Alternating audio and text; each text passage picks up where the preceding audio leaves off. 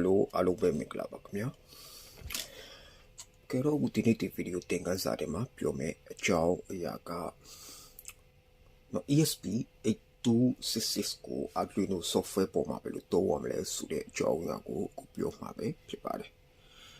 Suro uti video tengan zaria chigan low one machine today to ko hiwe ta mahopu kuma chigan nele shine po kaune dame chigan machine bu sude tu le ke ko tao ti tengan sao ko lo ate swin sa le la chin le sa le la lu yare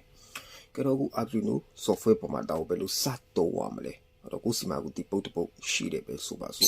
ro be lo sa to wa mle so de jaw ya ho pyo me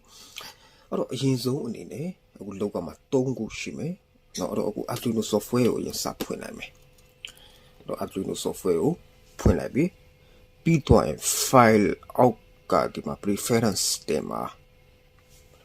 ဒီမှာ additional boot manager ဆိုတာရှိတယ်အဲ့ဒီထဲမှာဒီ link လေးကိုလှမ်းပြီးတော့လာထည့်ပေးလိုက်ရမယ်ပြီး okay နှိပ်လိုက်ရမယ်ဆိုတော့ဒီအခု link လေးကိုအခုအောက်မှာဒီ video ရဲ့အောက်မှာလှမ်းပေးထားမယ်ပြီးတော့ဒီမှာtool အောက်မှာ boot တဲ့မှာ boot manager ဆိုတာရှိတယ်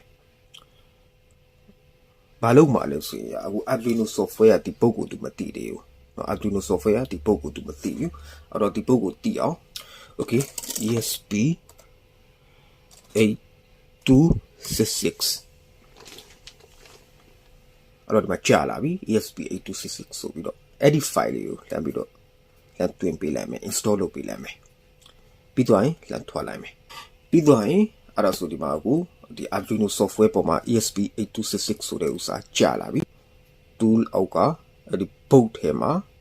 အခုဒီအောက်မှာအခုဒီမှာ ESP8266 ပေါ်လာပြီဒီမှာအခု generic ESP8266 module ဆိုတဲ့ဥစ္စာကိုပဲလှမ်းရွေးလိုက်မယ်ပြန်တော့ဒီ program ကအခုရှင်းတယ်အဲ့တော့ဟိုဘောအခုအလေးတွေတလို့လှမ်းပြီးတော့ blink ဖြစ်အောင်လုပ်မယ်အဲ့လိုမျိုးမိတ်တုံဖြစ်နေအောင်လုပ်မယ်အဲ့တော့ဒီ program နဲ့အားလုံးဒါအခုဒါ ready ရှိပြီးသားပဲ file အောက်ကဒီမှာ XML ထဲမှာ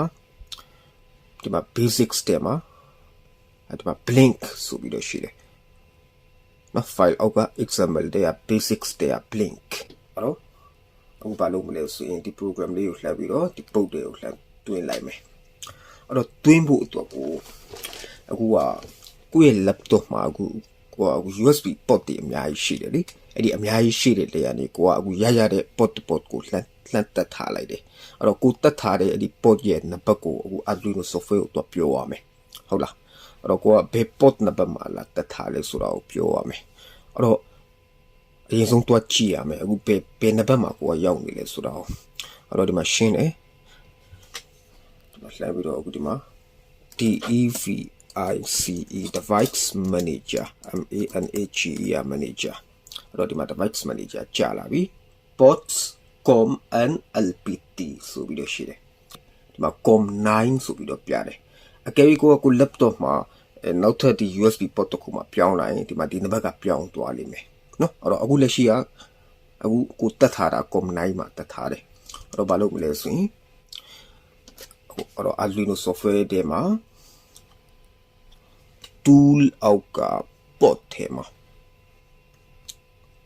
com9 ဆိုတာကိုတော့ပေးလိုက်မယ် tool အောက်က port ထဲမှာ com9 ဖြစ်ကြမယ်အဲ့တော့ဒီမှာ upload ဆိုပြီးတော့လှမ်းနှိပ်လိုက်မယ်တော့ဒီမှာ compile တစ်ခါလုပ်မယ်ပြီး upload လုပ်မယ်တော့ဒီမှာလည်းတည်ရတယ်ဒီမီလုံးလေးလာပြီးတော့လာပြီးခတ်သွားလိမ့်မယ်ဟိုမှာ uploading လို့ပဲပြတည်တယ်done uploading ဖြစ်သွားပြီပြီးသွားပြီအဲ့တော့ဒီမှာ program ဝင်သွားပြီမလာပြီးတော့ flash ဖြစ်နေပြီ